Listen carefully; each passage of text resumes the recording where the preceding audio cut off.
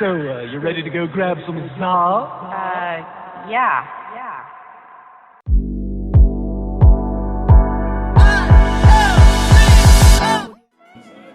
Y'all be watching the games and stuff.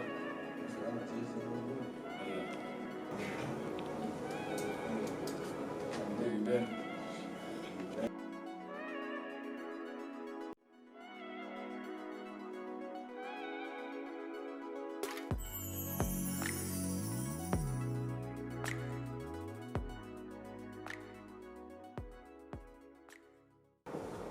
What's up, family?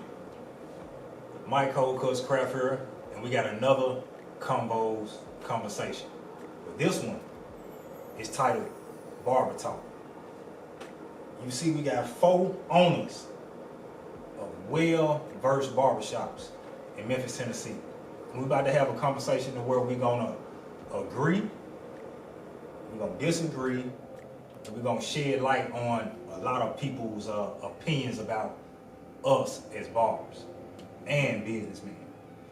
So, by saying that, we having this conversation for the fact of to tell you how valuable we still are. Because a lot of people has, in my opinion, forgotten who we are. As barbers, as counselors, as therapists, as people that just keep the community together. So, without further ado, I want everybody to introduce themselves. Like I said, I got 4 well-versed barbers here that's successful. And first we have... Myself with Salon 321. Owner of Salon 321, me, myself, Michael Kraft, better known as Cold Cuts the Barber, the owner of Cold Cuts Barber Studio Incorporated. And we have... Sean the Barber, the owner of Humble Hands Barbershop.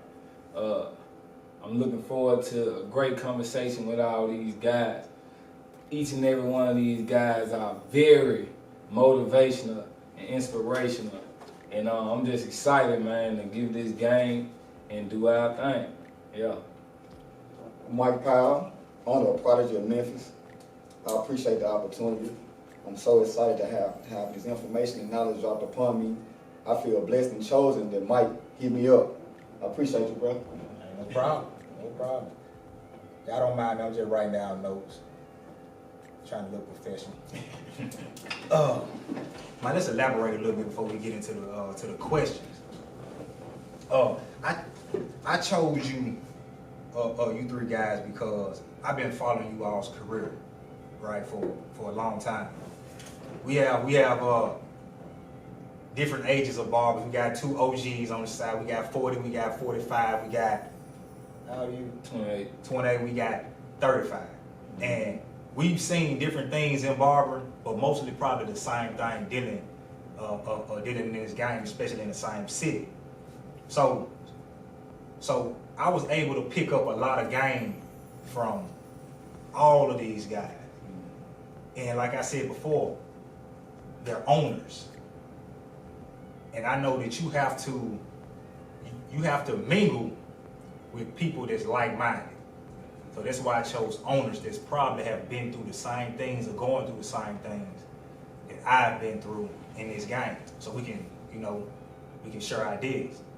And I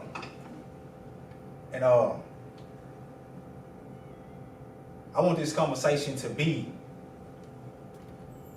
enlightful, inspirational, like you said, but also ugly at the same time. Mm-hmm. I want to be ugly at the same time because everything ain't pretty when we talking to barber. Because like I said, we done deal with a whole lot and deal with a whole lot in this game, and it ain't easy dealing with the people. Mm-hmm. You know what I'm saying? So let's get into it.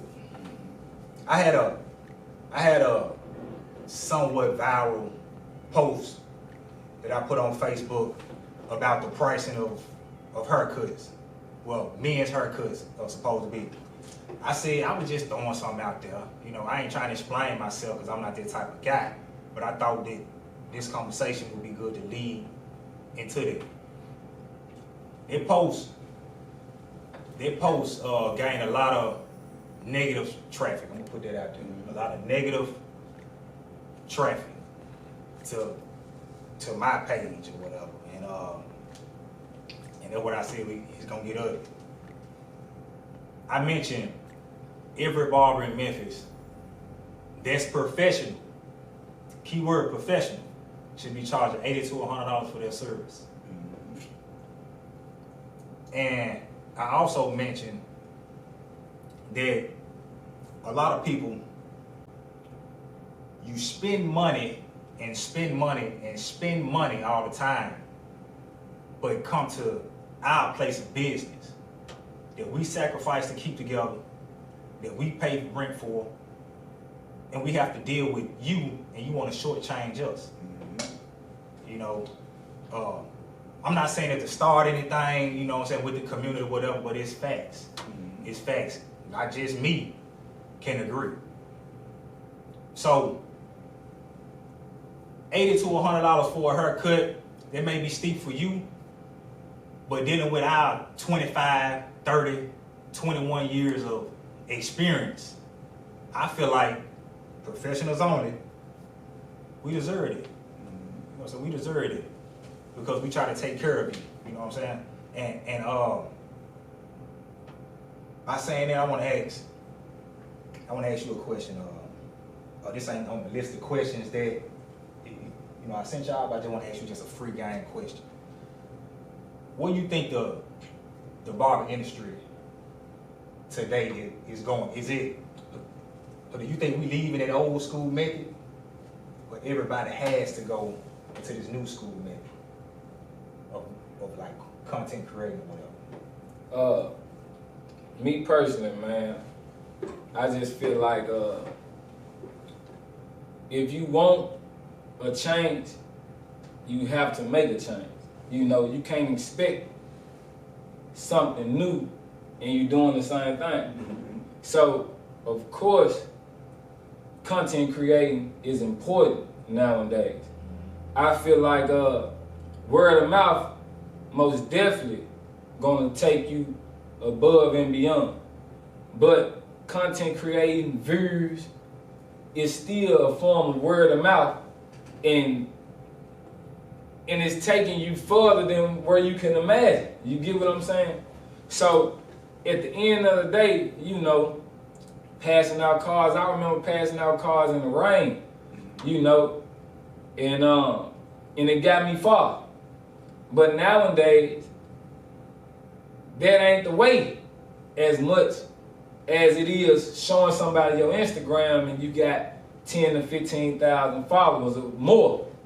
You know, you can have 20,000 followers without $20,000, without being able to chop better than the person down the street that's been doing it for 40 plus years and get $100 for a haircut easy. Because you creating an illusion. If you put it out there that I charge $100 in your bio, people gonna come at you as such. I like to use this like this.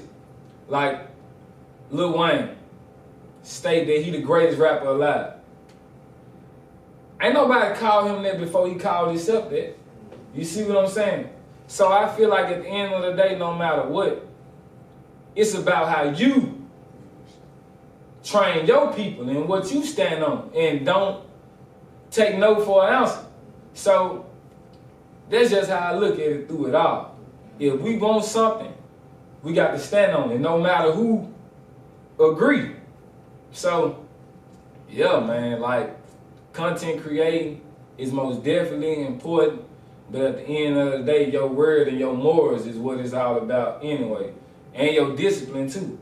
You know, because discipline comes with content creating. Right. We think about it every haircut we do, but we are quick to,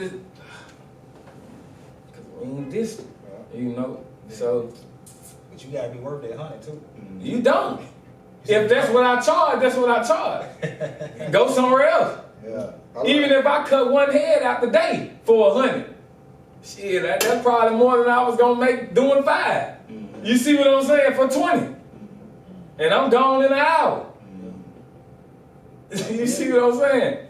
So it's about what you standing like on. What you're saying too. I think time too. Like a lot of times we make our ideas on right now, but we don't think about time.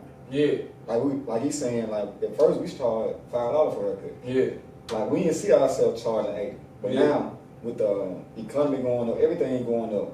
Of course, we always was the ones that supposed to be in the head because we was. They said we used to be dentists back in the day. Everything. Like I said, we used to do so much because we were the hustlers. Like back in the day, most people didn't get barber license. We started cutting before we had license. So we went through all the stuff to get the credentials, and now we just asking folks to give us our just due. You know what I'm saying? Like respect the barbers. And really this a lot of why we got a chip on our shoulder because you tell us all your problems and do all that, and then we be quiet, ain't funny, we already know like, man, this man ain't paying my 80, now he want me to listen to his problems too. You know what I'm saying? Like if we communicate actually what we think, people really are gonna pay us what we want. You know what I'm saying? So this is a great platform because they asking her how we really feel. Versus us in the church like, man, hey bro, you gotta send me my 5 for that cash. And, they'll try to send you like 50. You say 50, but you know cash out might take 2. So they say, man, bro, put $2 on it. You know what I'm saying? Like, but you go somewhere else, they put their price up front. Yeah. And like people pay it. And they pay it. Yeah. So it's up for us. And I'm glad you said that because that $2, I'd be mad about that $2, bro. Yeah. I got on my out. $2, boy, you send me cash out. And niggas send you what they charge, what you said, and you come every week mad at this nigga about $2. For real, cause like, it's and then that how you pay, like in your head, but really, it be us thinking like, it's the principle, bro. Yeah, like you ain't respecting me, boo, and I ain't respecting myself. You see what I'm saying? Yeah, so for me to come in, and I come in on this part of the conversation because I never charge people extra for doing cash out. The reason being because I never had to. Why? Because I've never had to ask people for that. They are every person, almost 80% of my people tip me. So even if I got one person to tip me for the day, then that covers that expense. Also, I'm not a person that's going to transfer my money and look at it like I need it the same day. I always transfer my money to where it comes 3 days. So I'm gonna always get there. That's a way for me to still keep my people satisfied, keep them in a place of I'm not price gouging them or trying not to say that you guys are, anybody else is. It was just a method of me thinking like, bro, your lunch is paid for every day of the week because somebody tipped you. You cutting 15 to 20 heads a day, and you get at least 10 of those people to tip you. Your lunch for the week is covered. These fees that you're using for your app is covered. All these things, all these small expenses that I could charge people for, they come naturally. Why? Because how I present myself, what I present to the people. Once again, it's about the evidence that you present. That's how you build your case. You can't expect people to go above and beyond for you if you can't give them nothing or give them a reason to do that. And see another thing too, like you're saying, like one of my services I provide, I shampoo everybody hair. You know what I'm saying? But Likewise. you know, so for me, like most of my clients, I've been cutting since I was I've been cutting people like 15 years. Yeah. So you know, you go up, every time you go up, be like, man, this person here probably ain't got his income might be the same. But you always kind of take the accountability when you elevate, but you still got the same people. Then you like, Joe Blow he come in with his 3 sons. You know what I'm saying? Now at first you charge 15, now you want 30 for kids and grown men. But that's a big expense over time. But then now you might lose that person because they can't afford you now. You know what I'm saying? But as us being like we for the community, you taking accountability that person can't afford it like that. You know what I'm saying? So that's the whole dynamics of like you can say you professional, but sometimes your professionalism cut people out. If that makes sense. Yeah, it does. If they come back there though, I learned something about cleaning the slate. You know what I'm saying, about losing people. Because I was in a suite, right? Me and Ed was in the same building across the street over there. I was in the suite and I felt like that I was charging not enough. I was $20 to $25, you know what I'm saying? The rent wasn't, really expensive.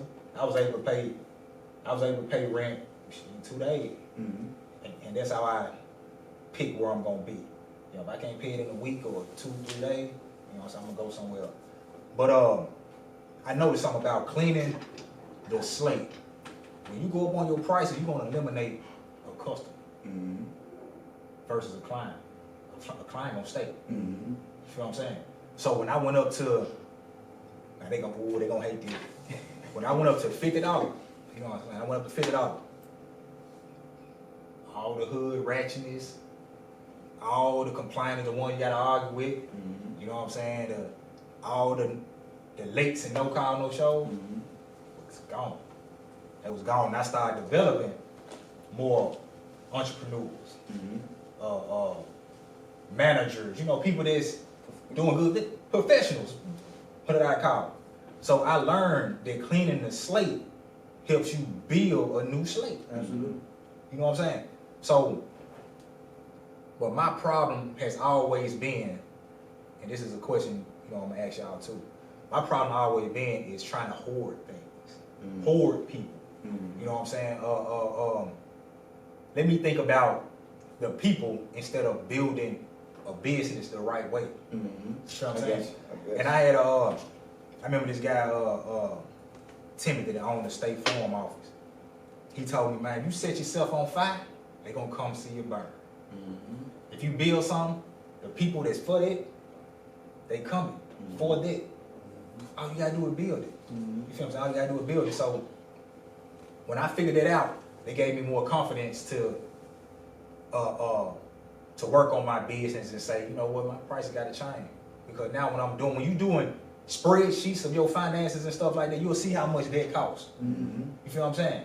You'll see how much everything you got costs. You like, I'm losing somewhere. I'm losing somewhere, so I got to, you know what I'm saying, go up on something, or I need to sell something, or I need to take some away, then upcharge something else. You feel what I'm saying? So with these haircuts, bro, in my case, I don't know about y'all case, I'm going through like barber school all over again. Mm-hmm. You feel what I'm saying? Man, you was just talking about that, you know what I'm saying, earlier today. And it's good. I'm going through barber school. school. You gotta always reinvent yourself. Yeah. That's what I'm learning how to do. Mm-hmm.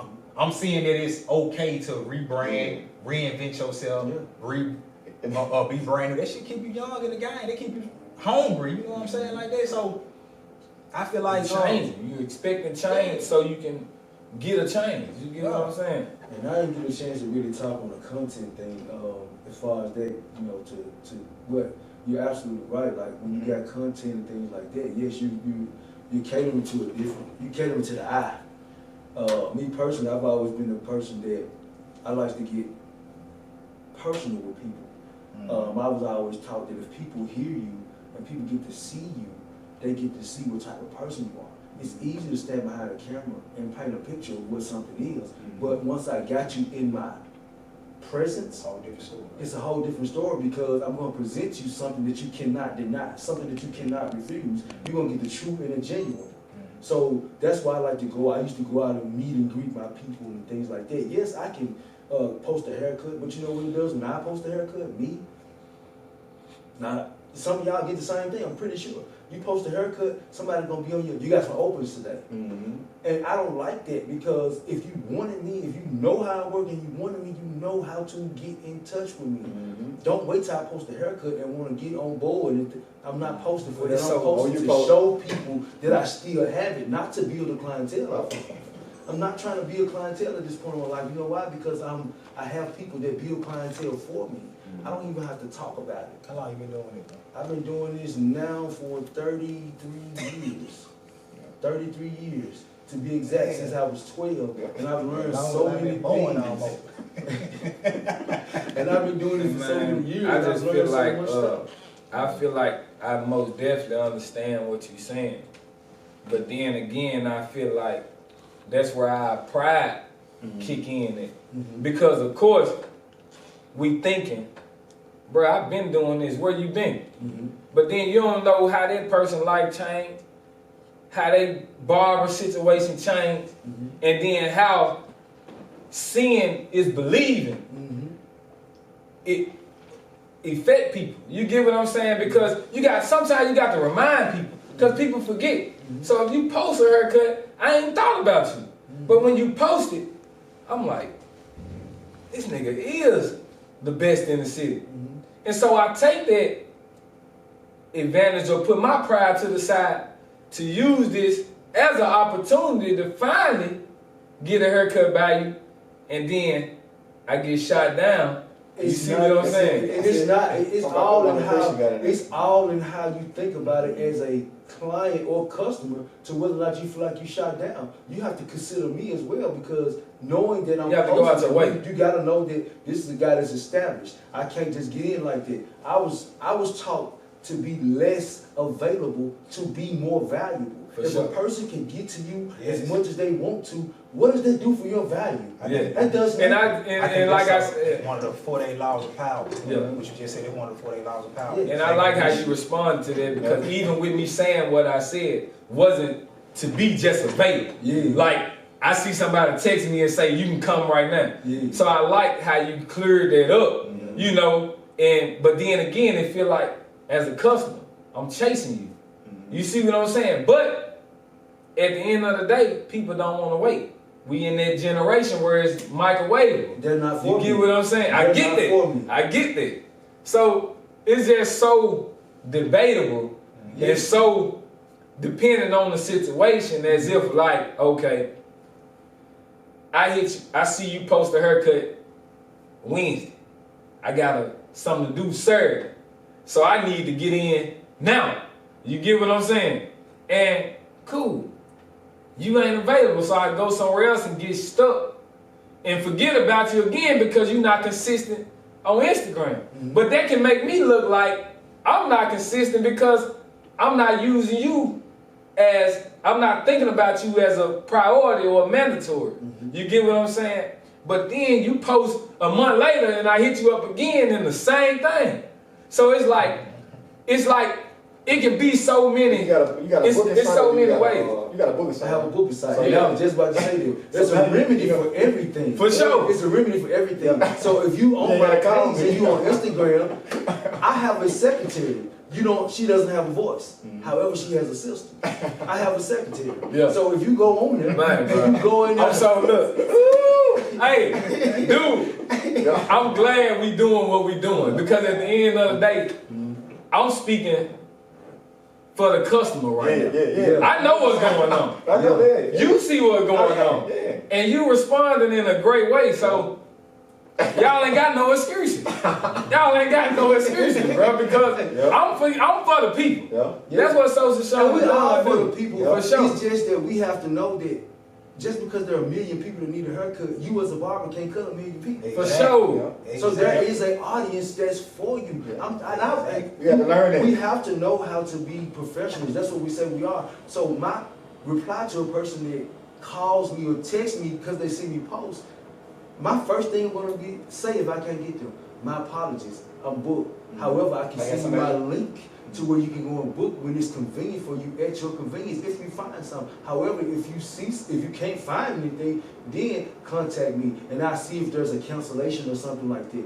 So it's always a way to remedy a situation to make people feel like, okay, And this is just the way he do business. And I do this too. I recommend it to the other barber in the shop. Exactly. And go the first thing they say. Nah. Is he chopping? I'm like, I wouldn't even hire them if he wasn't chopping. Now you got a choice. We create somebody's, we duplicate us. Yes. We can't cut a million head, but we can put somebody on our team to, all right, man, he chopping. I want you to go to him. Man, that's why it's taking me a minute to get people in here. I had a dude in here, bro. I told you that. I had a dude in here, right? Wanted the opportunity. He came with this sob story. You know him. He came with the sob story. He coming from out of town. You know what I'm saying? Trying to start over. Come to find out he was out. You know what I'm saying? But I had to get rid of him for the fact that he want to go in my bathroom and you know, it's not power. You know what I'm saying? When it's a contract that you sign, it said no drug paraphernalia on the premises.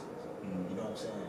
So I had to let him go because for 14 days straight, bro, I could not sleep all day, 24 hours after day, for 14 days. I could not sleep thinking about, man, I want to do something to do. You know what I'm saying? Because I felt like he in violation. But some told me that, you know what? I'm an owner. I'm trying to be a real owner. Just pull him outside. I just need you to clean your station out. And, you know what I'm saying? It was good working with you. You know, good luck on your endeavors. What was your hiring process? My hiring process? Yeah. Like, he came in, he sat down, we did a tour and everything. told him what I offer, and we go over the contract. And we go over the contract. You get a 3-month probation period. You know what I'm saying? What I do is come in at a certain price every month. They boost and go up. You feel what I'm saying? It gets to the regular price. Yeah, before we get to the regular price. Why? Because I'm really trying to feel you out. Yeah. And see how you will. But then at that time, I kind of already seen it. It was just, I got desperate. I ain't gonna lie. Yeah, I got tell on the the run. truth, I got you gotta desperate. tell the truth. I'm opening You up a know, business. yeah, you I'm need- Yeah. Huh? I'm finna say something. Shit was up. I was gonna say, you think we need to stop for a minute, then start again? For what? I don't know. Well, we ain't edited nothing. What's up? It's not big old. Hey, go. Yeah, keep it Because going. I like the thought of picking up on the hiring process as a bar. Oh, You yeah. see Okay. what I'm saying? But then I don't like the thought of talking about shit either though. You know what I'm saying? The situation on Yeah, Oh, that's your partner? Nah, but shit, I'm just Yeah. how I was talking to you off camera. I know his camera died. We don't know what's going on right now. We've been talking for a minute. You see what I'm saying? So I'm just speaking on the I fact got it that though. I got it. You know what I'm saying? I got it.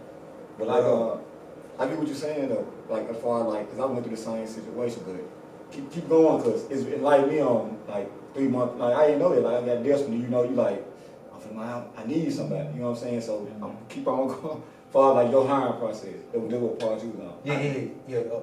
No, I was just about to say one of the things that we make a mistake in when we become business owners is that we don't have a protocol on how we do things. Yeah. We have to have a protocol in which we do things. I'm a person that I don't have a problem with doing paperwork. Do I like doing it? No. So I have to try and go ahead and talk to people. I try to get an interview outside of the place. You know, if I can get you on, let's go to lunch. Let's sit down and talk and brains, because you tend to get the best out of people, or you get who that person really is in a different environment. So I try to take them out to lunch, you know what I mean, and we sit down and have a bite to eat, because people kind of let their hair down when they're not in an environment they're going to work in. If they're in a place where they're going to work at, they're going to put on them. You know, okay, I'm going to do what I got to do to get this job, or get this opportunity. But you get the chance to analyze and see how they are. And I've been fortunate to have people that I've kind of like known and grew with in the business. That's why I have pretty much a 40-staff shop. It's because I've known them, and then a couple have come through referrals, but it was me building that personal relationship with them and then knowing how they are. And then when I had certain problems with them, everybody don't know what you know as an owner. So they're in their preparation stage. We have to help them prepare for the next stage, and as owners have to find ways to show them that you can do things differently. You should do things like this here, so you can be able to move to the next level. When you get your own thing, you'll understand what I'm trying to tell you. So I had to be tactful with how I say things. When I saw stuff that wasn't pleasing to how I wanted to do business, I would rationalize with my thoughts, walk around the shop at night, ponder, be mad about it, but then pray about it. Okay, how do I approach this? How do I approach this? That way, an opportunity is not an opportunity if you're not given the instruction in different ways. We can present them with a contract and things. A lot of people don't even like contracts. They just sign them to get in the door. Yeah. But if you tell them different ways on how this can work, like, I ain't never been a person that really wanted to work in the shop with people who were still there for years and years. I always wanted to have a revolving door, because if I got a revolving door of people who understand that business is business, I want you to be able to have your own shop. I want you to go in and walk in your own light. Learn from what we have going on to build your own. Not everybody's equipped like that. So, you know, we just have to give people that grace. It's a grace thing that we have to give people, because not everybody knows. You know what I was trying to do? Give people grace. I know that some people, their intentions are not my intentions. But next question for the panel is a question that the community I know want to hear. Other barbers that's going to be watching this video want to hear. Or do you feel like some of today's barbers are treating this industry as a hustle or a business? That's a good question right there. It all depends on the person. and where they come from, because I've been a hustler all my life, and hustle doesn't mean, when people hear hustle, they think illegal. Hustle is not illegal. Hustle is a thing that you, just a mode in which you apply yourself to the things that you're trying to do to make your daily way of living and stuff like that. Because I was a person who was personally in the streets, and I never took a business class. I never been to college for business or nothing like that, but I knew how to conduct the business when I was in the streets. So I had to translate that over to what I was doing and still have a mindset to know. I always wanted a corporate mind. I like to have a corporate mindset, which is one of the reasons why I like to wear a suit and tie, because I always wanted to be corporate minded. Everybody that works in the salon, guess what? They get a week per year free for vacation.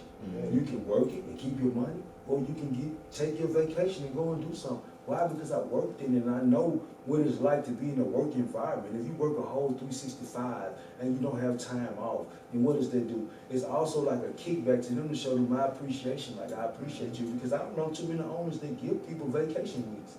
I don't know too many. All I gotta do is get a full staff. That's exactly what I would go do. Even when it was just 2 or 3 people, it was just me. If after your first year of being with me, you have to be there a complete year, because it's like a rollover thing. And then that second year, I'm gonna give you that. You're gonna get you a free week to do whatever you choose to do with it. That's 33 years of experience. So That's 33 years of experience right there. So I always wanted to do it like what I experienced in the work world. You know what I mean? And that's just it. But a lot of guys treat it like what they've grown up in or who they've been around and things like that. But it's up to us as And guys everybody have been in it for a while. And everybody want to be the celebrity barber. What is that? But like by us having the social media platform, like people don't cut her. Like how we saying, like we OGs for the, like when I post, I ain't posting to get clients. I'm posting just to, I'm still doing it. But some people post every haircut, like to get that crowd to come in. Not saying there's nothing wrong with it, but that's the hustle part of it. Like some people know they probably ain't chopping like that, but they gonna come and boom, boom, boom. They see us cutting, like we ain't gotta do this, but they trying to like, no man, why not working? You ain't working on your craft, you working on what people see. You know what I'm saying? You ain't ready for it right now. It's time you get the business part together. You ain't got your integrity right. You slow powder. You ain't listening. All that playing the account before you put yourself out there, because people are dealing with you as a whole person, not as a haircut. You feel what I'm saying? So the celebrity barber thing has always tripped me out though, because what that's people the hustle fail to part of it. realize as a celebrity, what happens when they fall off? How does that affect you when they fall off? I'm a celebrity barber. You know why? Because I have people that work hard jobs. People that put aid in their budget.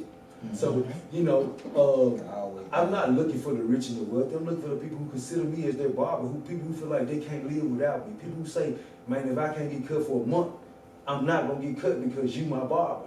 That's a celebrity to me. I'm a celebrity barber because I feel like I'm gonna be around and I'm gonna do what I gotta do to take care of my people regardless of what. If I can't be there, I communicate that with them. So that's how we have to be as professionals. We communicate things to people. That will make you a celebrity barber. Steve Harvey, just because you line your mustache up and shave, if he fall off tomorrow, are you still a celebrity barber?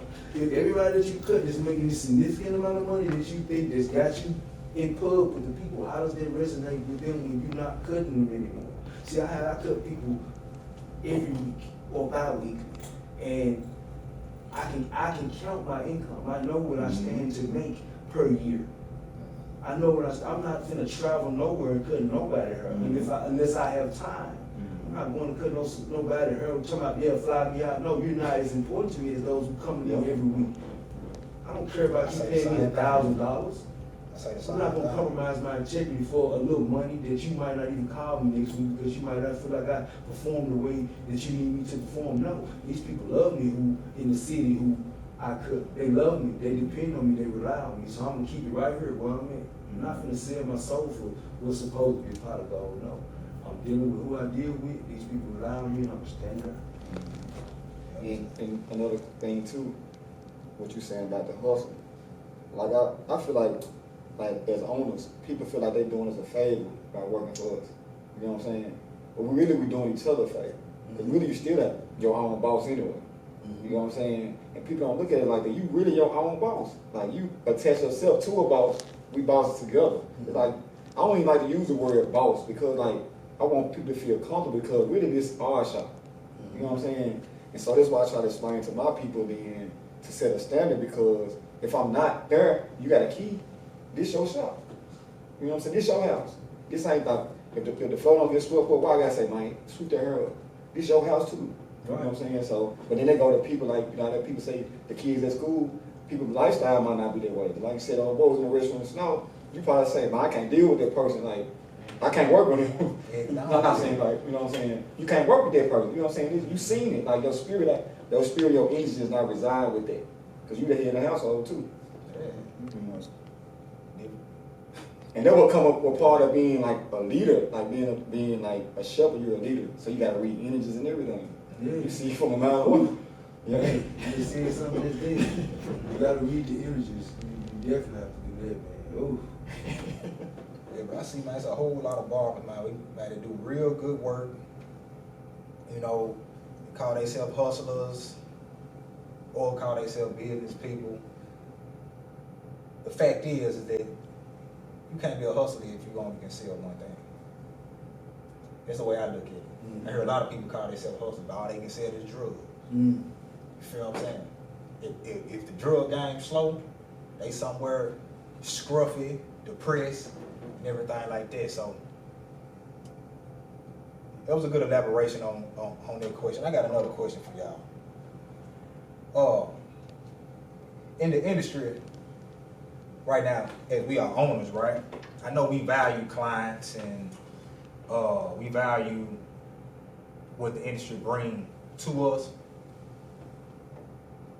But in the business that we're building, should we be doing what's best for the client, or should we be doing what's best for the business? Sean, explain that for me if you got any type of so Bob, come on. I feel like yeah.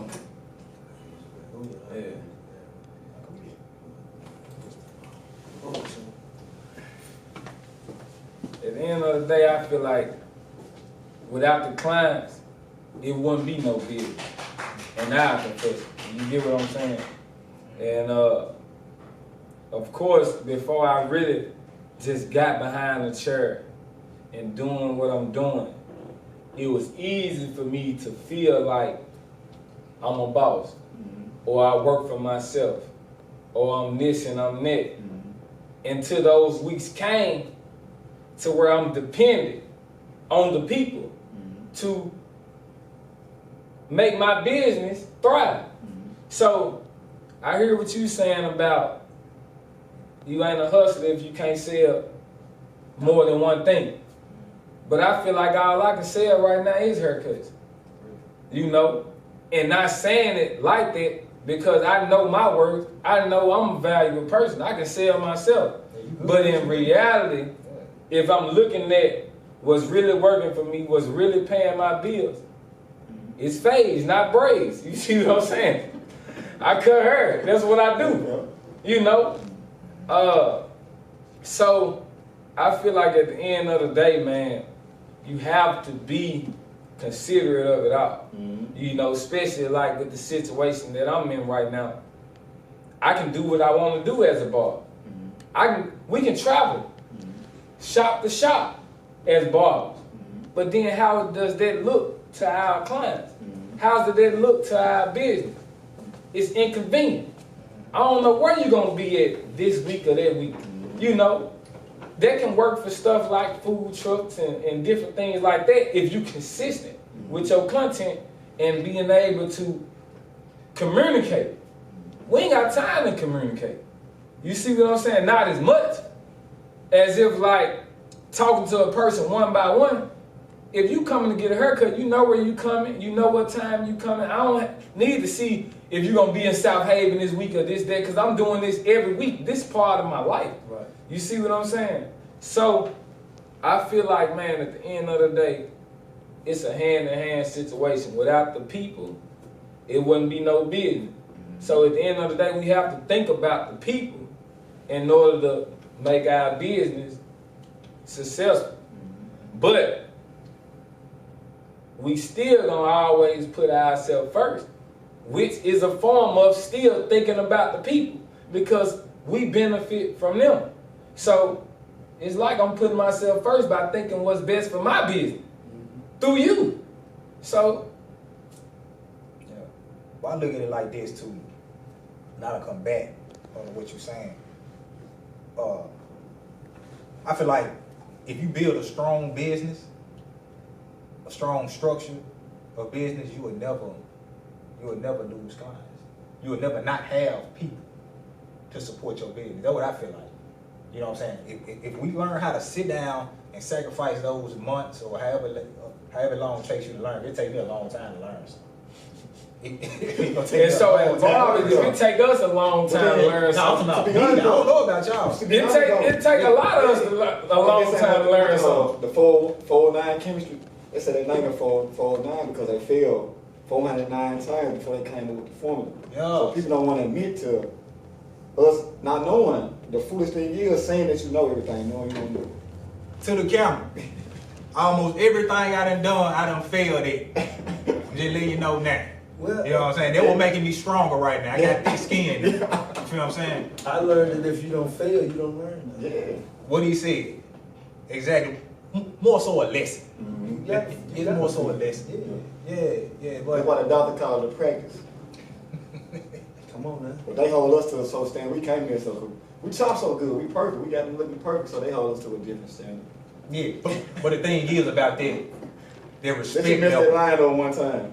Yeah, but think about that though. Doctor left that examination knife in their skin and they stitched it back up. Practice. But I feel like so we just want our respect. That's all we want. We just want our respect. yeah, see, now the thing is, you gotta understand something about that respect factor you just mentioned. I noticed in the industry, the respect level is kind of lower when they can reach out and touch you. Mm-hmm. Oh yeah. If they ain't gotta go through somebody to talk to you or see you or whatever, they ain't gotta set up with a appointment or something like that, and they can reach out and touch. I can call you and complain and all that like that. The respect level kind of it's not where it should be. Mm-hmm. You feel what I'm saying? So that's why I say if you can build you a business structure, you gonna always bring in the right people. Mm-hmm. You will never lose the right people, and you can also teach that game too. You feel what I'm saying? So it goes both ways. Building a business and complimenting the client. And we supposed to do both of them. and Because everything then you're doing is for the client because, like you said, the business right now, I can give, like the business flowing right, I can give away complimentary water. You know, we got a shampoo tip. But now the structure's right versus you just, man, the customer ain't doing, take care of me, I ain't gonna take care of the customer. Just give my bread, you can roll. Yeah. You know what I'm saying? You build an environment where everybody wins. So with that right there, that's a mindset. Like I always told myself, I gotta be me regardless of what. I got to be able to provide what I have regardless of how that person is. Mm-hmm. One thing about it, we all have a room to perform to something. Mm-hmm. Whether it's a client coming in the shop being wrong, loud, smelling like weed, or it's us not willing to deal with what they bring to the table. Mm-hmm. We all have to be willing to conform to something. I've had situations where young men have come in and smell like weed and things like that. How you address this situation? First, how did I address it? I put them to the side. I don't want to put them on point. I put them to the side and be like, listen, I have no problem with you doing what you do. But we service a different type of clientele here, and you included in that. I'm not gonna let nobody come in here and do nothing that's gonna make you feel uncomfortable. So respect the wishes of everybody else. You don't have to let people know that you're on the level that you want. Mm-hmm. I've been in your shoes. I understand where you at. I understand where you at now because I'm there. Mm-hmm. Right now, with you. Mm-hmm. Get a little closer, what you smell? Oh. Okay, get a little closer, what you smell? So it's sometimes, that's why nowadays, we gotta understand we're dealing with a different audience when it comes to younger barbers, to where we dealing with younger people that like the texts and things like that. You have to meet people where they at. You can't always drag them into your world. You have to meet them where they at. And that's what I learned, to meet people where they at. You give them a response. I'm glad you said that because, like I said, there's still like a form of education to them. Yeah. You know, you have to be knowledgeable about people. Mm-hmm. And all that reside in realizing consistency. You know, so you have to be very observant. You know, you can't be judgmental, but you have to be observant. And if you see a certain pattern, you have to understand that it's a certain way that you do things. Because it's not what you do, it's how you do it. So, you know, I was just talking to my old principal today. And of course he was speaking on me about how I used to be back in the day. But at the end of the day, as a student in high school, realizing or feeling like I'm a man, because like you said, you were cutting her at 12, I'm cutting her at 12. And you 12 in high school cutting her, making your own money, paying for your own things, doing what you have to do. No matter who this man is that's older than you, it's still a certain level of respect that you desire. Right. No matter how old you is or how this person view you. So it ain't always about disrespect. It's about respect. You see what I'm saying? So dealing with clients and different things of that nature, it's about respect at the end of the day. And if you communicate something effectively with a person over and over again, then it's on you on what you're going to do from there. You know, do I keep wanting you to come around or this need to stop? So whether they stop your money as business owner with dealing with a client, that's just a choice and a decision that you have to make and be comfortable with. And it's a good feeling at the end of the day if you comfortable with yourself. You see what I'm saying? Have you ever had to let a client go? One time. And it was me going up on my prices and me acknowledging that in person. And then you thinking I'm playing, you know, which is cool. And I'm looking at it from the standpoint of, bro, I know I've addressed you in private. I know I did and acknowledge this the best way I can. I know it's on my app, you know. And then, you know, say for instance, you got other people involved in your shop and then y'all talking about it out loud. Then I can't let you come back in here if you do that publicly, even though I know we did this privately. So it's just about things like that. Okay. Like if we talk about something amongst each other, cool. But then if it happened privately, or I feel like you embarrassing me, or I feel like you disrespecting me, then now you know I'm not wrong. Well, I feel like I'm not wrong because I feel disrespected. And who am I to say that you don't feel disrespected by me going up on my prices? Because we went to barber school together, or you started here with me, this and that. But it's like all you can do is communicate with a person, you know. And once you know you've done your best through communicating, and you just got to deal with whatever comes with it, and that's just what it is. A great mind think alike. Yeah. It got something to do with my next question. Yeah. Next question. This question number 3 right here, right? This question number 3. Man, look, man, we talking. Yeah, I'm just throwing the questions in there. Okay. You know what I'm saying? You go ahead number 3 if what I read was you sent me. Yeah, because I'm mixing it in with the conversation. Yeah, because I'm hearing what y'all saying, and I'm taking pieces of what y'all saying and going to the question. I'm like, okay, they're saying something about, you know what I'm saying? My next question is what's y'all opinion and also experience on scaling? When should you scale your business? When should you think about scaling your business? Part 2 of that question is, does it give you anxiety when you start to scale your business? You feel like you got to go through that? I like it. You know what I'm saying? When should you? When you say scale, what do you mean? Scale it up or scale it down? You know what I'm talking about. That's a good, but that's a good thing though. You know, because of course in the beginning, I'm actually going through that right now. Because you know, like for me being an owner, you know, want to set a tone of a shop. Like, I didn't come in I know how it is to be professional, but you know, in the shop, you want to be a family environment where people can open up, people can chill. Exactly. So now, it's like the chill part got greater than the professional part. And as a leader, you got to break that habit. So you the one that got to change. You know, you the one got to change how you presenting that. So now I got to like, we ain't take a shot right now. If you take a shot, you go in the back and do it. At first, you know, you come in, you know, the liquor store right up the way. Don't come in with that bottle, chilling. But now it's like, okay, I'm seeing this get out of hand. You know what I'm saying? Yeah.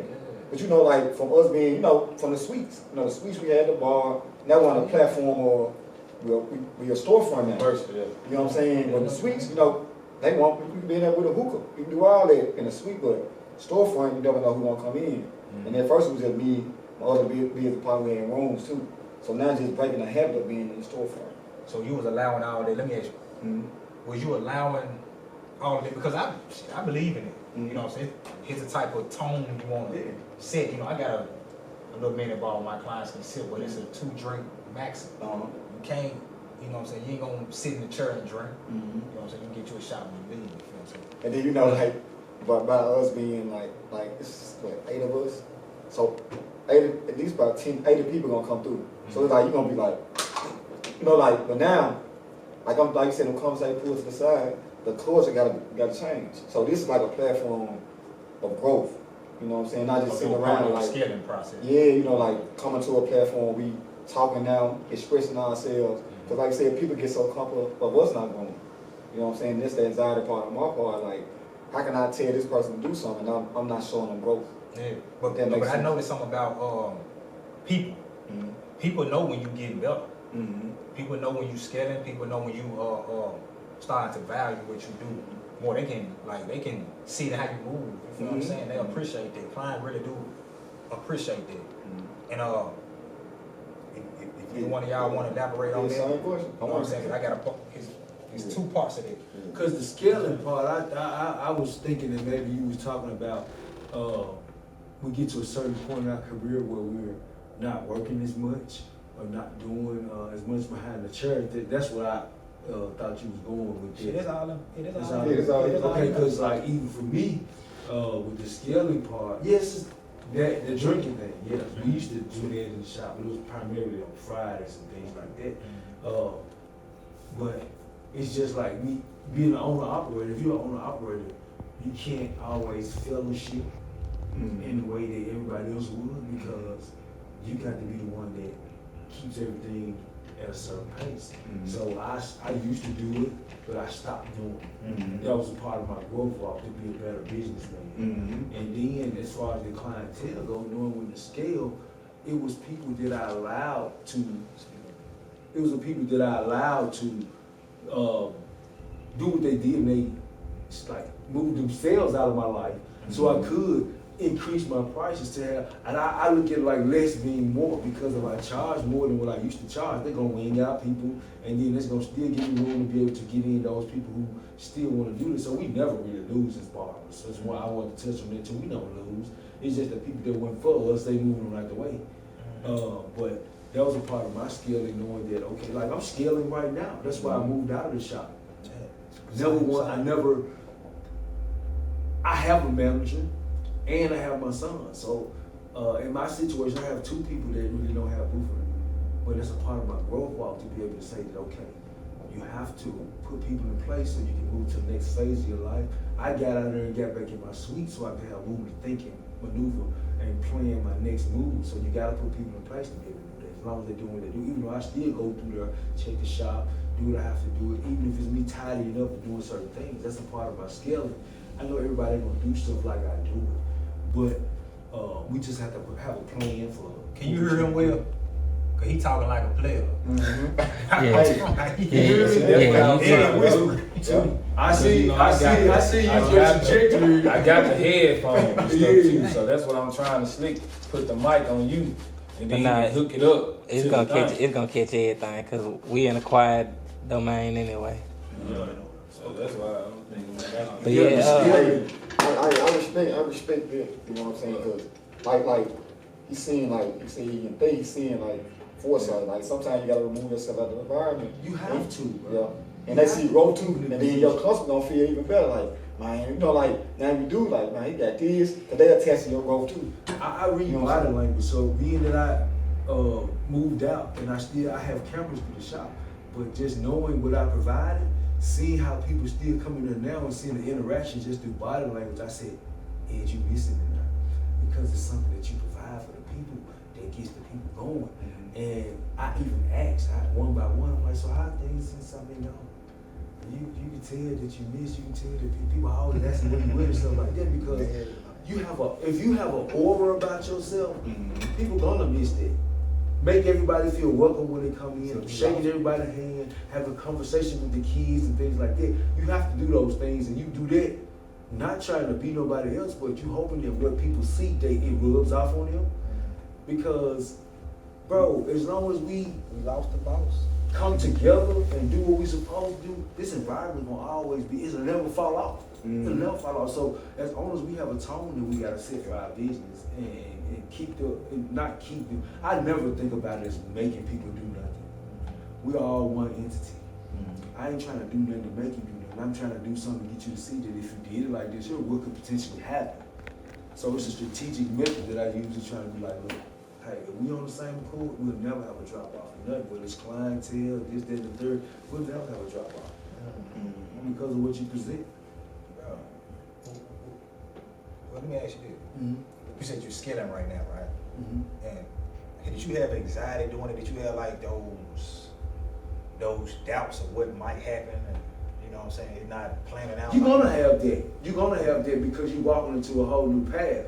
You're gonna have it. It's just like the road that's unseen. You're gonna always wonder what's ahead. So it's like, man, you're gonna have them moments, but then you got to go ahead and move in the way, because if you sit there and keep on wondering about what's gonna happen, how you gonna know what's gonna happen? At least even if it's not what you expect to happen, you have to know, okay, I got to make that adjustment so I can see what it betters you. It bettered me. It bettered me, because I was always thinking like, man, ain't nobody gonna do this shop like I do it. But guess what, Ed? How will you know if you don't get nobody no opportunity? Pressure make diamond, right? That's it. Yeah. So I got to put people in place. If I want to open the next shop, I don't put people in place and then see what I got to do to make the next shop better. Know what type of people I'm dealing with, so I know what type of people I want to deal with. Every environment ain't for everybody.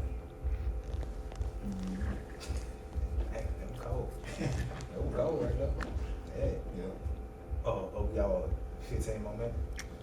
Well, we've already been going about 40, 45, almost 50 minutes. If y'all want to keep going, make this an hour, we can. Hour and 10? Y'all cool with hour and 10? I'm cool. I'm enjoying it. Yeah.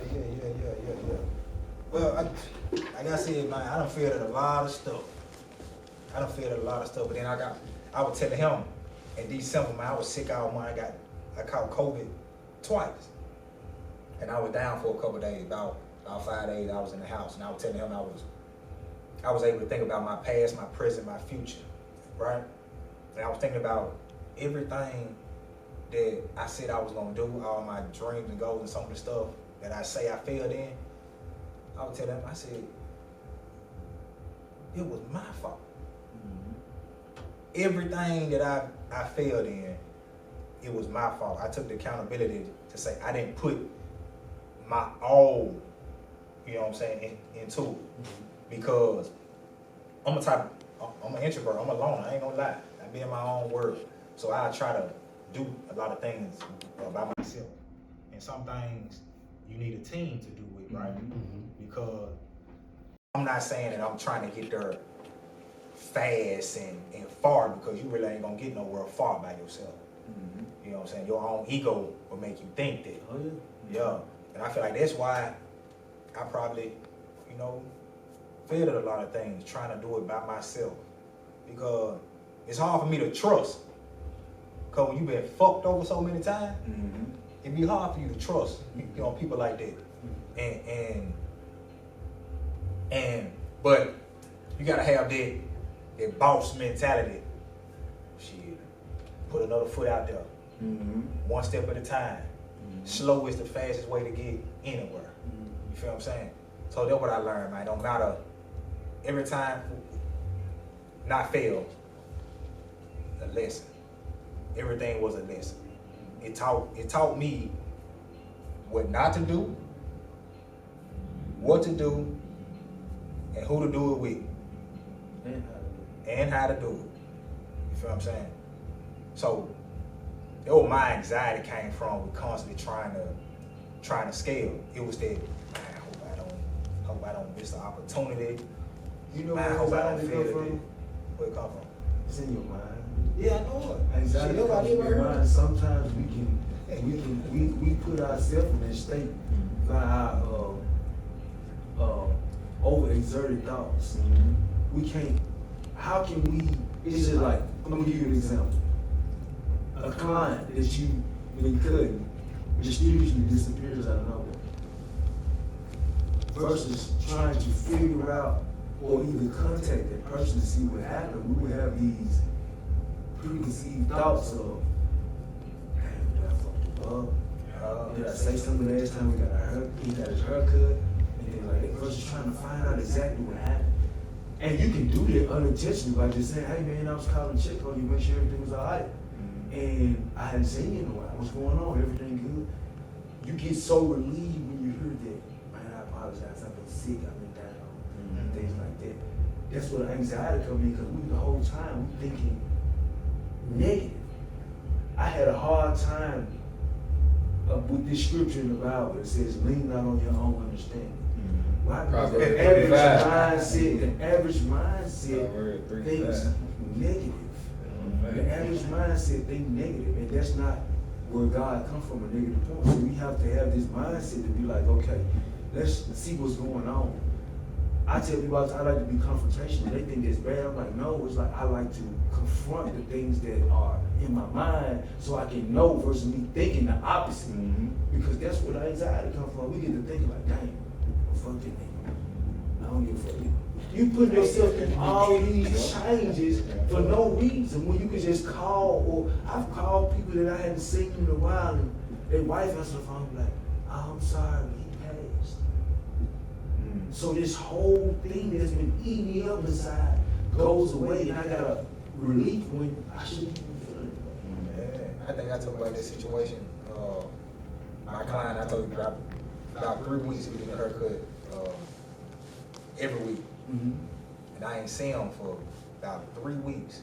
And I was like, damn, what's wrong? But I knew 1 week he came in, he was sad. But he always, jipper, happy. Then come to find out, I called him one day because I saw his mobile detailing van going down the expressway. Seeing somebody driving, it was his brother. I'm calling. He picked up, his brother picked up and said, man, Mike, bro, my brother killed himself, bro. And he committed suicide, bro. I'm like, damn. Because I knew for 3 weeks straight, he was coming in just, like, sad. Like, damn, this ain't him. But I don't really mess with him like that because when you a cool dude, laid back dude like me, street niggas are trying. You know what I'm saying? That's just my opinion. You know what I'm saying? You gotta, you always gotta nip that in the bud. So I ain't really just like talking to him like that. But these 3 weeks were kind of bothering me. I'm like, this man ain't himself. And then next thing you know, I ain't seen him for another 3 weeks. How long you been servicing? I was cutting his hair for about 2 years. I would cut. It was your obligation. At that point, you had all the signs as a professional that he was going through something.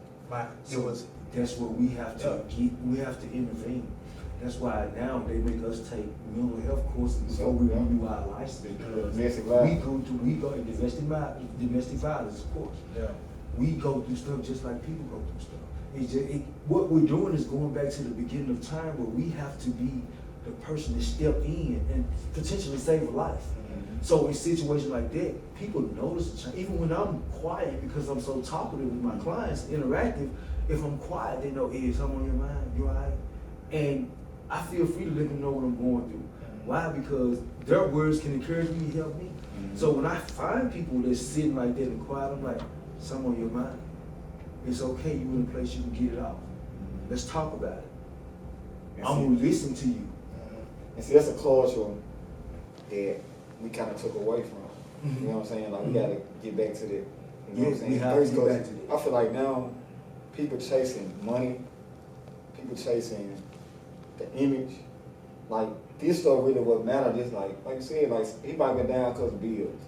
You know what I'm saying? That's why a lot of people, like even though we probably be going through stuff, but we still know we still got to get on the grind. Like we have faith it's gonna be a better day, even though you're going through something. You know what I'm saying? Everybody go through something. It's life.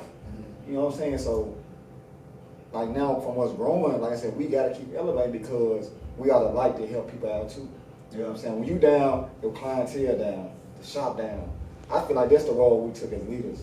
You know what I'm saying? That's why I look at it. Yeah. Like I was in the ministry, but I feel like I can do more behind the chair than I can do in the church. Just behind your chair is your pulpit. Yeah. That is your pulpit. That is your ministry. Because you encounter so many things and so many people. We just have to know what to say and how to say it and when to say it. I was always taught, all kind of, I like to be in my books. I even still like go back and re-educate myself on certain things so I can make sure I'm on course.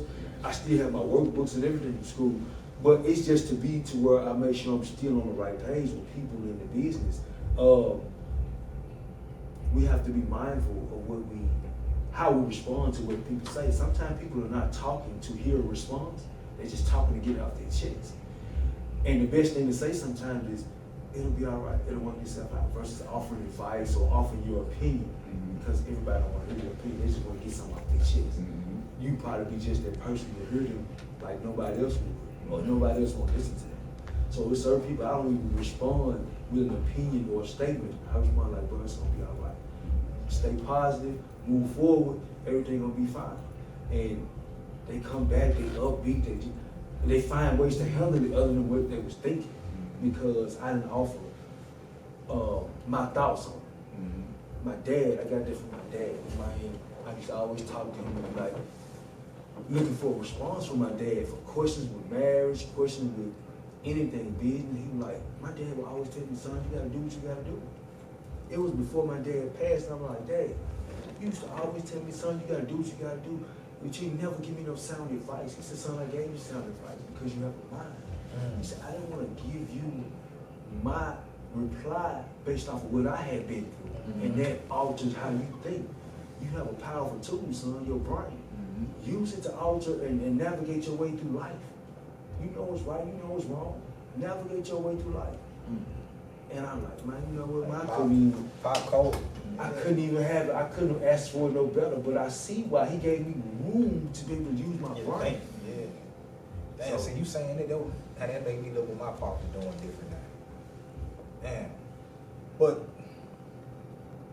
to go back to my guy, for 3 weeks, someone was telling me to say something to him.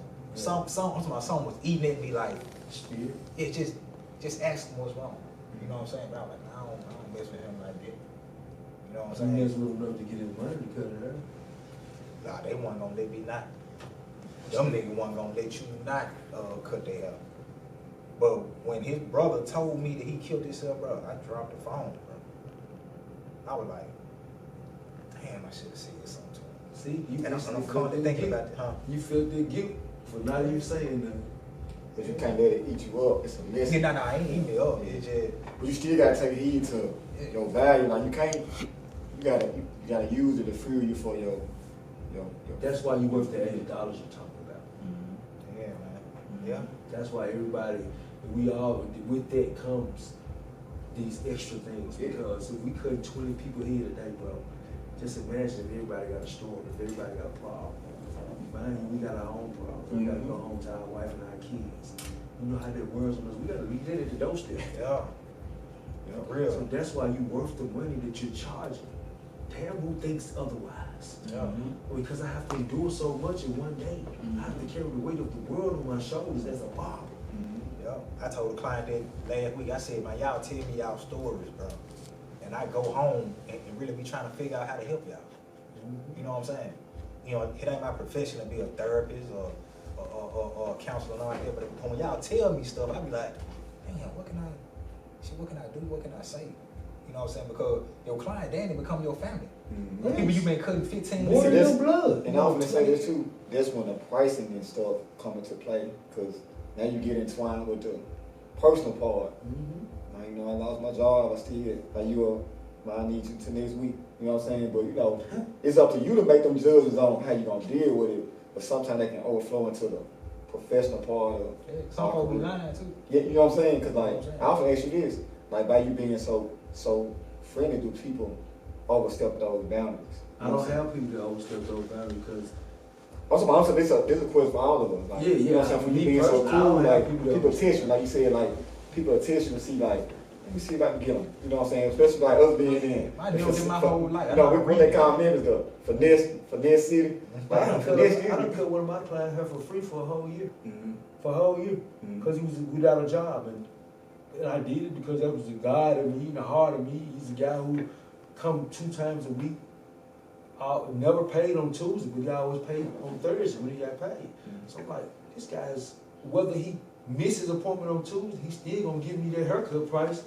So I'm like, he has sown into me. Mhm. So I'm gonna sow into him until he found a job. And when he got his job, even when he got his taxes, I'm like, well, you just pay it whenever you get it, however you get it. Double up here and there, whatever the case may be.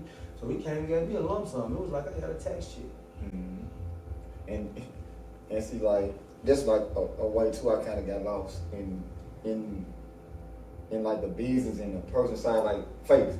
You know what I'm saying? Sowing those seeds, like sometimes you can't do that to everybody. No. You know what I'm saying? You It's know who you know what I'm saying? Like, but like when you like now I'm learning it now. Like, but then once I started firm on how I'm gonna move now, that's when other doors start opening. Like this was a door that opened. No, I saw your Elgin event. Yeah. And you had saw me, I was like, man, I'm just gonna, I'm gonna go, you know, cause you gotta tap in. And then when I went in, you like, somebody said, man, you like, man, you wanna do if I do this podcast or whatever, you gonna do? I said, yeah. You know what I'm saying? But I was thinking like, man, I gotta start being around my brother, you know what I'm saying? Like-minded people. Yeah, like-minded people. I can't be like at the house chilling and then expecting for me to go. So I need to go and get out of here. But not just get out here, go to no club or bar. I gotta start being around us, you know what I'm saying? So we can go back to the drawing board, like, okay, 'cause we need that encouragement from each other, believe it or not. So, What you think about that, Sean? I want to ask you a random question. What you think about keeping your clients in the shop only? You know what I'm saying? Not hanging out with them and stuff like that. Inviting them to this and that.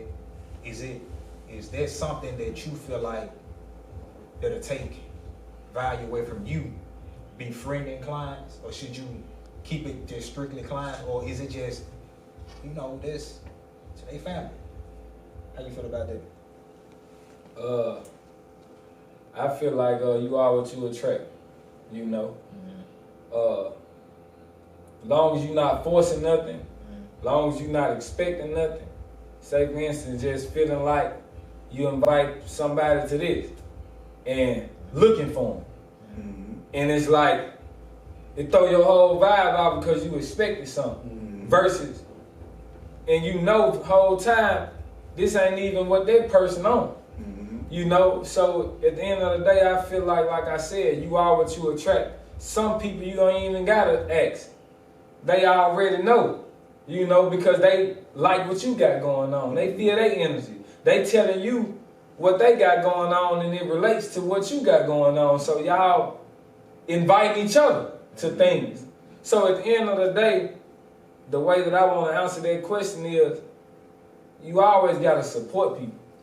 And that's all it's saying. Even though they're your clients, they supporting you by coming to you. So I feel like that's how I lock in and separate me from a lot of people. Because I ain't the best barber in the world. You know? I ain't gonna do your haircut good every time. But if you invite me to your son's basketball game, Sean gonna be there. I do it all the time. You see what I'm saying? All the time. So, you know, if you got a birthday party, Sean gonna pull up. I'm there. You know? Sean wasn't on time. Sean ain't have a gift. Man, they don't care about You see what I'm saying? As long as you there. I pulled up That means a lot. and I mess with you on your haircut, or I might mess with you months down the line. But it's on how you take it. You know what I'm saying? So I feel like at the end of the day, it's about support, and it's about not expecting nothing. You giving for nothing in return. You doing, not saying I did this because I was looking for something. You did it because you could. If I couldn't, I couldn't. And don't hold me accountable for that. You see what I'm saying? So at the end of the day, man, I feel like it's a very valuable tool in our game or in our profession that we lack in when it comes down to supporting our clients like they support us. Because it is supporting us when you come to me. So at the end of the day, if you have something, if you selling tickets to something, do what I can if I can. And it's just that on that, you know? And yeah, so it's most definitely important if it's effortlessly, you know? I've been to funerals. I've just started cutting clients. I've been to a couple of my guys' mom funeral, bought wreaths, all that stuff. It wasn't about how many times they got their hair paid bills. It was my way of saying that I'm with you. I hear you. I see you. I know what you're going through. And we have to be there. We have to be there, bro. We are pillars of the community at the end of the day. We are pillars of the community. So what we stand on, read my phone. we can get a lot of people to stand on if more of if more people if more barbers in our profession understand that it goes beyond the service. It goes beyond. It's more personal. You said something earlier that most of our clients are more family than our own blood. But I got brothers that I get up out my shirt, and I promise you, I tell them, I dap them up, I hug them, I let them know I love them. Why? Because you never know what they give me home. They never probably got partners and cousins that ain't even tell them they love them. So I'm dapping them up, I love them. I'm sending them posts to let them know I love them. And I got clients that don't even come to me no more. We text each other every Monday. But I just want you to have a good week. I love you. If you need me, I'm here for you. Praying for you and your family. Just that extended, communication with them, bro, it make me feel good. Yeah. That's what a legacy is. It's what you leave behind, bro. And with no motive, it's just pure and genuine. That's what a legacy is right there for me. I'm gonna keep on doing what I'm doing. I'm gonna keep on being what I'm being. It ain't about no money, it ain't about no, bro, look here, bro. And the people. Another thing too. One time, the shop be sometimes the shop be the highlight for a week. Like yes, come on. I look forward to this. Yeah, like I had people say, bro, you saved my life. I'm like, bro, they get in and talk. Some people come in just to talk. Like maybe come and sit up and don't even get no rest. Some people don't even go to the club. They probably like, man, this my outing for the week. Yes, you know what I'm saying. So you gotta recognize all that. Man, when I get people say you saved my life, I be like, bro, I just cut your hair. Nah, but I done had people get up out my chair like, I'm finna get some pussy tonight. I was just gonna say that. You wouldn't get no pussy in the one. I'm like, really? So even more, that shows you our value. If people say, I'm finna get some pussy. So this haircut made you presentable to where you're recognizable. But you don't want to acknowledge me when I say I want to get a raise. You want to raise on your job? Yes. You want to raise on your job? Like, really? It's crazy you saying that, though. You saying it's crazy you saying it because at one time we were the community, bro. Yeah. You go to the barbershop to get away from the world at one time. I don't know if we still do that. I wish we would because the barbershop did. But we set a tone, now. Like, we gotta keep it going because like it's really motivation and needed. You know what I'm saying? So it's needed, bro. I feel like me personally, most definitely, it's still hope. But at the end of the day, haircuts and things became so personal now, appointment based. So it's not just at will no more. And that's a big change in the community by having people stacked up on top of each other to be able to converse with each other and do whatever it is to do to keep their community thriving. You get what I'm saying? Because you might come at 1 and just was talking to me about so-and-so, and then that person that you need in your life come at 3 and you miss them. So it's like the appointment-based thing can really separate the community aspect of what we mentioning right now. You get what I'm saying? Because it's not an overflow or a lot of black brothers coming together, seeing each other in one place and being able to bond amongst each other on different levels. So, and then we not. Are you appointment based? Oh yeah, it ain't no other way now. Yeah. You get what I'm saying? Because it ain't, even though it works for us, for sure, but it works for the clients too. And they don't want to do nothing else besides that. I remember, like, just even when I'm first coming in the game, I don't understand how people are sit and wait on me for 4 to 5 hours to get a haircut on a Saturday. Like, I can't picture doing that now. Because it's like, dude, you know I'm coming Saturday. I come at this time every week. I gotta call you for you to be mad and act like you tired of me and say just come.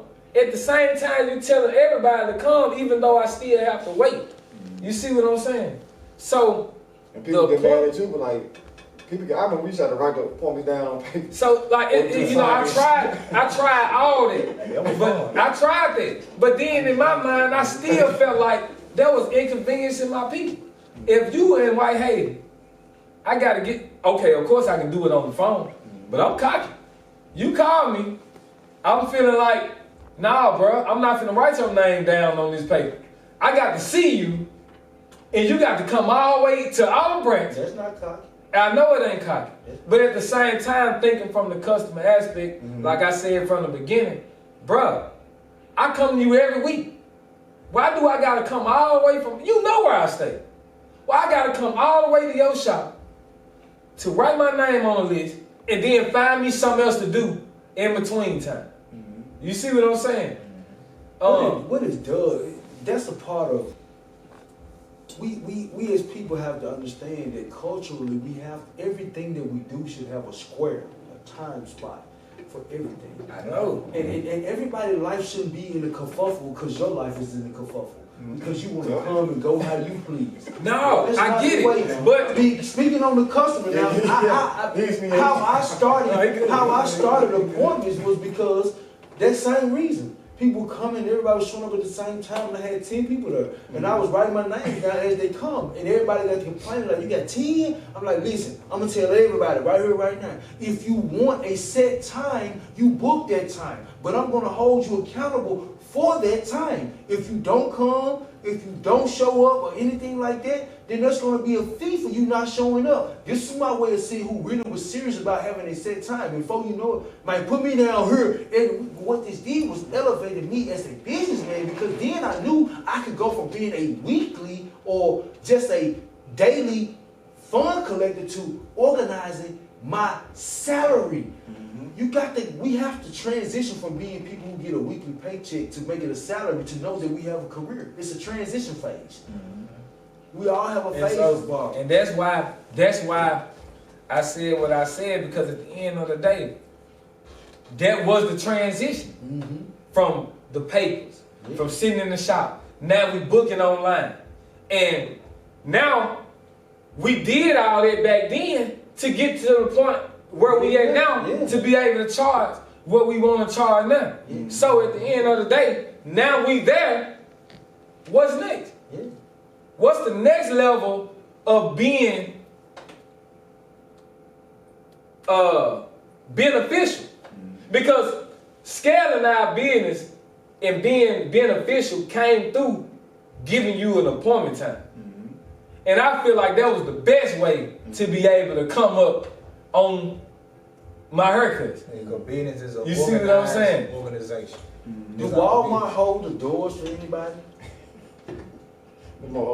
They slide, don't they? My point exactly. My thing is, Come and you go, you please. when there are hours, there are hours. It's called structure. If you don't have structure, not having structure leads to chaos and all this confusion. So regardless of how the client feels, it's our due diligence to make them, not make them, but show them that this is how this has to happen to soothe you and to soothe me. Let's find the time that works best for you. Yes, we want everybody to come in there and get that environment where everybody's in there. COVID makes that hard now. Mm-hmm. All the things that are put in the atmosphere, it's hard to do that when we got a over combustion of people in the shop. We don't know. We got people. Tell me if I'm wrong. We have people that be sick as a dog and still come in there and try to get their hair cut. Not being mindful of nobody else that could be in there, or even you. You get sick, you missing pay. They're not gonna pay for your week. Hold on. So you saying this is what best for the business, right? Yes. Cool.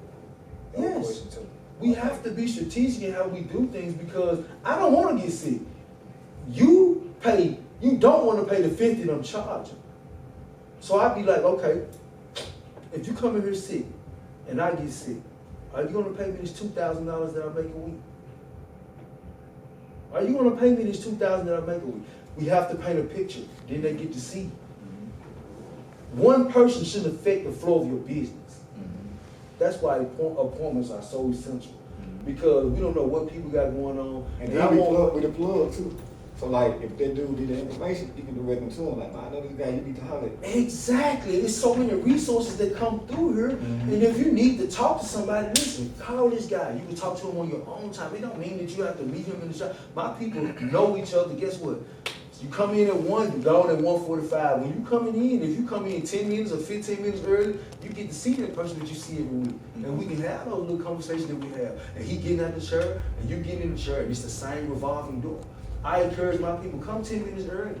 The reason being, if I get through early, you get in the chair early. And if we all do that same thing, I get out of here early versus me getting out of here late. Let me get to this last question. Okay. All right. On the last question, we down at what? I knew he I was counting. All right, man. You might well just keep going. I knew he I was counting. we was All right, man. I'm gonna get to the last question. Y'all feel like the people has forgotten who the barber is to the community, or did we as barbers tarnish our profession? That's a great question. I'll let you guys. Yeah, you know, I say the best for last, man. That's a great question. I'll let you guys. I got my opinion is they go with self, like how you believe in yourself and how you reflect in the world. By us being on the platform, if we got low self-esteem, it's gonna resonate into other areas. You know what I'm saying? Just like you were saying about, you know, how you felt about the anxiety and all this stuff. They play a factor into how people read your energy. And so that's why growth is necessary. And then to piggyback, that's why our value has that loss, because we got to keep on elevating and scaling ourselves up so they can keep on growing with us. Do that make sense? Yeah, You know what I'm saying? It makes sense. Because like for me, if I want to see them change, I got to change. If I want to make them be valuable, I got to be valuable. Yeah. You know, that's my answer to the question. I look at it like this, man. It's certain industries that has taken our power away, in my opinion, from the community. Meaning certain things that we do, now these people can go outside of us.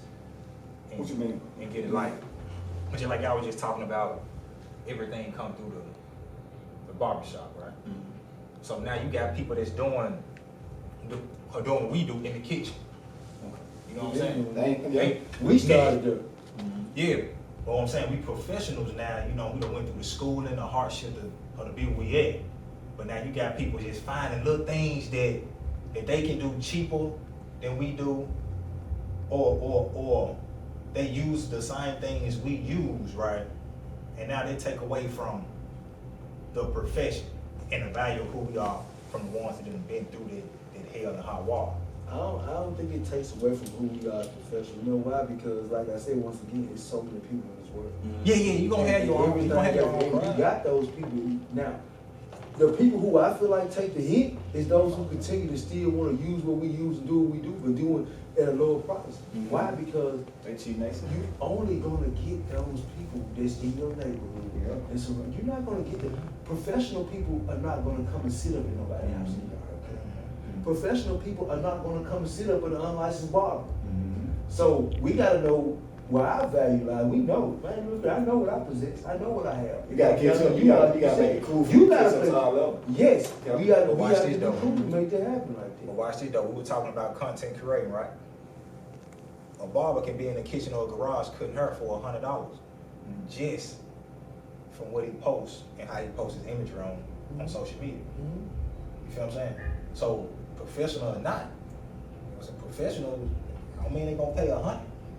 If you getting that money, I applaud him because like this is lane, this that person's lane, so you can't question what he's doing because like I put it like this: a new barber could come in making the same amount we make. We could cover 5, 10. I encourage that. Yeah, you know what I I'm saying? teach that. You know what I'm saying? So like if they making $100 in the house, that's good. But then at the same time, it's still like he in the garage doing it. It still is something being on this end because now he's still on the radar flying. Dangerous. He ain't open with us like how we, you know. Mindful, like you said, he in the house could a situation break out amongst people in the bar, customers, because you're not a client if you're somebody's house.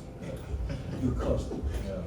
If you in a house, they allowing to smoke, they're allowing to drink, and they're allowing the conversation to get out of hand versus you being in the business and these things transpire and you know what you stand to lose by doing it.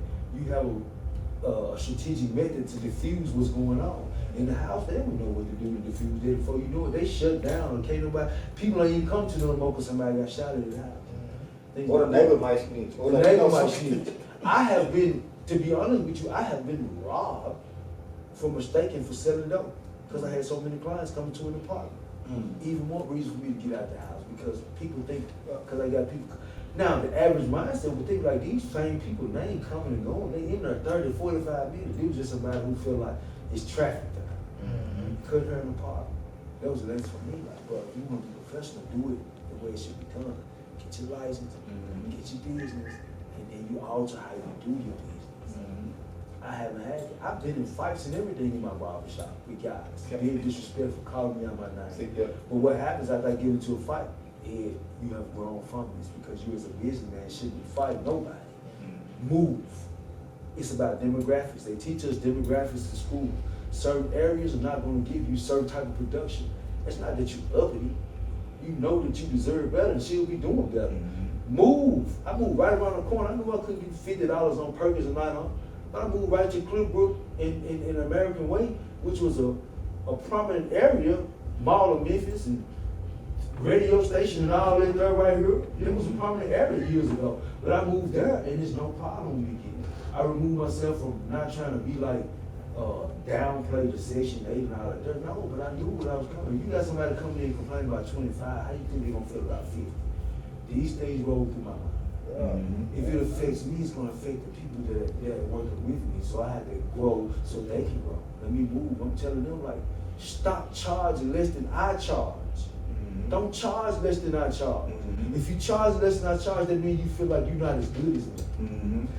If people feel like they're not as good as me, I don't want to be around them. I don't want to be around them. Say it loud, man. If people feel like they're not as good as me, I don't want to be around them. Damn, my bad. Write it down later. I don't want to be around you because we empower one another. Empowerment comes. You taking me up or you bringing me down? Come on now. So I want you to feel like you deserve what I am presenting. You know why? Because my people coming like that. If you feel like you can charge less, know what my people gonna say.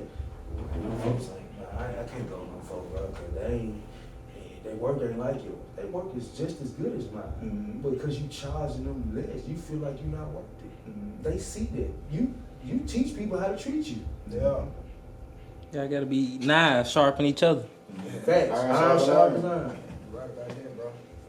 Right about that. So this right here, this platform, right, us speaking to each other, bro, I've learned a lot just by listening. And hopefully we all gain from each other and know that, man, look, we here. Don't bring yourself down. Don't think, bro, you are the business. You are the business. See how it responds or see how it goes with you not being. You know, some people say our industry is not a real profession. Non-essential as they call it. Yes. We Some found people that out say- on COVID. That when our pricing went up. My advice to each one is even in those those situations. We have to know that even when how they consider us, we have to have an exit plan. You know that. I still I need more money, but I had a place to like the room that was willing, so he went on First Street. I've had that suite for 12 years over there. You know that. And go keep it. Why is they shut a shop down? I always ask them to go. That's my preparation for the next phase. We have to always have a way to still do what we do, because you know why? We still have to pay bills. If COVID hit, guess what the people that work in our shop gonna pay? I ain't got no booth rent. You can pack up right now and leave. Cause baby, the bills still gotta get paid. If your stuff is in here, this is a storage. If you feel like you shouldn't pay booth rent, let's get this understood now. You need to pack up your things and leave. And I can't promise you that this booth gonna be available when you come back. We working from 5 p.m. to 10. Even though Yeah, what the COVID city compensated shut us, COVID compensated us. And I made sure I used what I had to, what COVID gave. I didn't fabricate nothing. They gave business owners what they should. I didn't try to go and do no fraud. But we have to know, man, they paid for the months that I was down, what they gave me, paid for my bills and all of that. To be able to say, I'm not gonna charge my people. I wouldn't do them like that. It's not their fault COVID exists, it's not mine. But the state knew that, so that's they knew that, the government knew that. That's why they compensated business owners to be able to still be able to move. We have to know and be knowledgeable of those things that we get compensated for. You know. This is encouraging, man. This put a little fire, put a lot of fire in it. It's something to think about. You know what I'm saying? It's something to think about. I got a question though. Since you had a question, I got a question for everybody. What inspires you to be in your own business, and what model did you go by to start your business? What inspires you to be in business, and what model did you go by to be in business? Well, I started off. What inspired me to be in business is because I feel like I was a natural born leader, regardless. You know, I done tried to do the job thing, but it never worked out because I couldn't take somebody controlling my time. You know what I'm saying? And most of all, or most time on a job, you're adults, right? And you got a manager or supervisor that's an adult too, and they talk to you like you're children. You know, I couldn't take that. But most of all, somebody controlling my time, my pay, and all of that, I couldn't take that. But I knew every job I was at, I always looked at the leadership. And I always watched what they did and what they didn't do. And I said, you know what, I'm not gonna do that when I become, you know what I'm saying, a boss like I'm inspiring to be. Okay, I'm gonna do that. Just like when I was, I'm leaving on. Just like when I was in, you know, my first shop, you know, I always inspired to be my own boss. I didn't use this shop to just copy. You know what I'm saying? I always had a plan. Like, I know it's everything I say I'm gonna do it. It's just on my own time. So when I got away from that shop, I knew, okay, this man that owns this shop, he taught me a whole lot. He gave me an opportunity.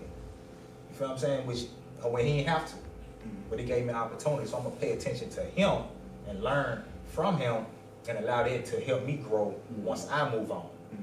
I made sure that Michael Kraft was not going to be that person that's going from this shop to this shop to this shop to this shop, and everybody, you know my name for being just a shop owner. You know what I'm saying? Because I value two things. And like I'm always value two things. I'm going to try my best to keep my word, and I'm going to protect my name with everything I got. You feel what I'm saying? But that's why I always try to be good. So me knowing myself as a leader, that made me want to be a boss, to test myself. But I knew that, man, that leadership role in life, bro, that's a rocky road, bro. We know that. That road rocky. But you gotta ride that joint just like the stock market. You know what I'm saying? It's gonna be ups, it's gonna be down. And shit, man, that's pretty much it, man. I just knew I was a leader. I had to do it. Yeah. I feel like with me pushing the brand that I'm pushing, which is TTP and trusting the process, it made me realize that everything happened for a reason, good and bad. So at the end of the day, I focus on what's in front of me. You know, I thrive off opportunities. I'm thankful and grateful for opportunities. And I feel like that's what led me to be in position to be able to have my own shop and do the things that I do throughout life, and using the people that surround me to make what I have better. You know, I had a beautiful shop, and money couldn't do that. Me being who I am, me having the people around me. When I was cutting her at home, my partner put a light up for me in my basement. You see what I'm saying? And this same person painted my whole shop. You see what I'm saying? So you never know what direction and path you gonna go down. You see what I'm saying? But you stick with it. And in the end, you gonna win. So I feel like that's what led me to being a business owner. And I'm thankful for it, man. I'm thankful for it. I'm grateful for it. And I appreciate the process. I'm enjoying the process. And I'm trusting it. And I'm thankful, and yeah, that's all it is, man. I'm just thankful for it all, bro. And I went to my shop that I went to before I got my own. I respected being there. I paid attention when I was there. I realized how when you ain't got nobody in there, this on you. You know what I'm saying? I know how I felt being a booth runner, so I'm thinking about my booth runners and what I wanted when I was a booth runner. You see what I'm saying? So, man, it's just treating people how you want to be treated at the end of the day. And not looking at them lower than you, or you looking at you higher than them. Respect at the end of the day.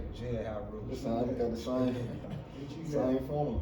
But what inspired me was, you said what inspired you? Yeah. What inspired me was like when you work for somebody else and you see their shortcomings. Not to say it's not bad, but you have a cap on the ideas that you can push in somebody else's environment.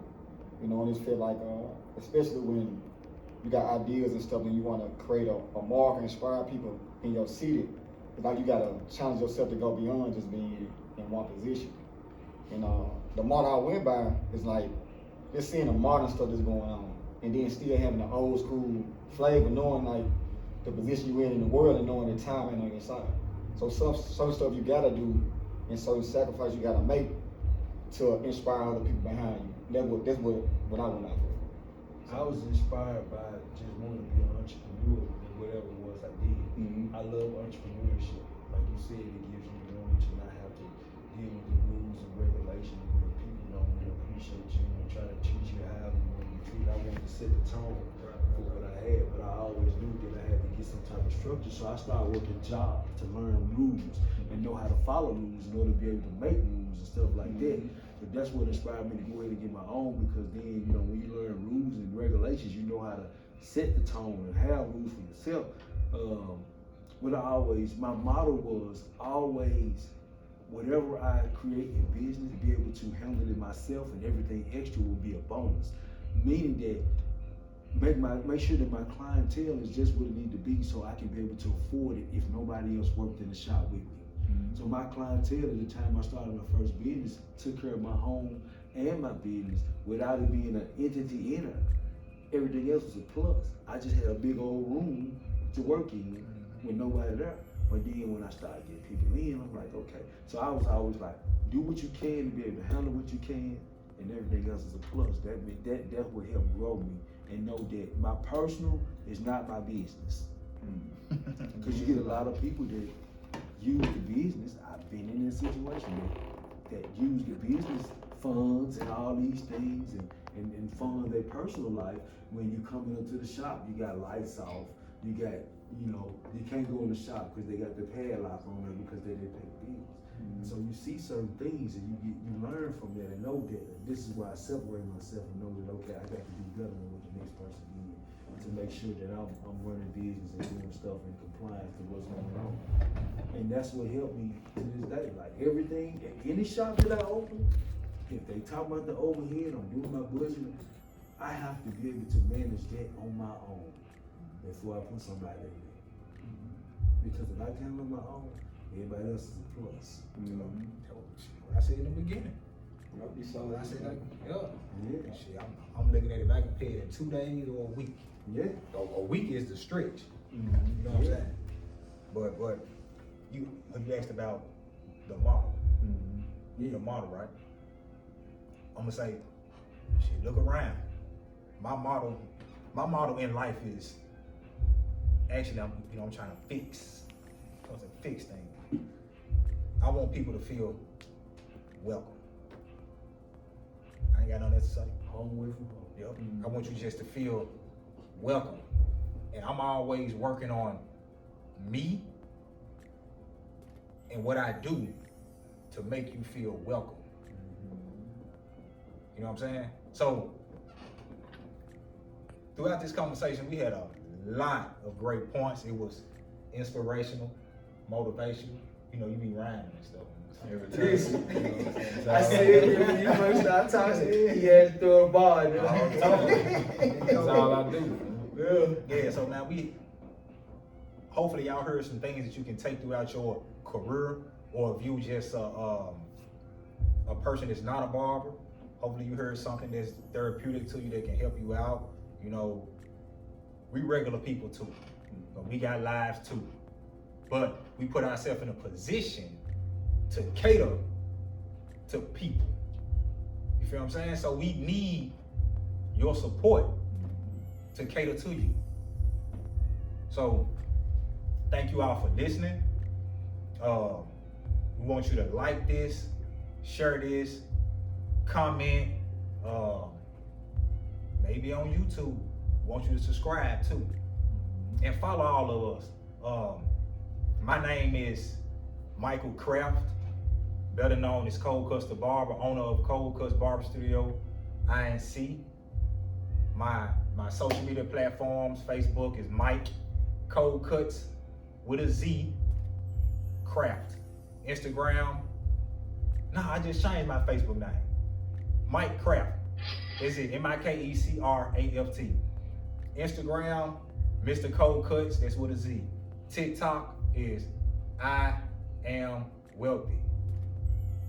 Follow me. I'm Edward Sanford, owner, operator of Salon 321. You can find me on Instagram and Facebook as Salon 321 or Edward Sanford Senior. TikTok, you can find me at the Goldish One.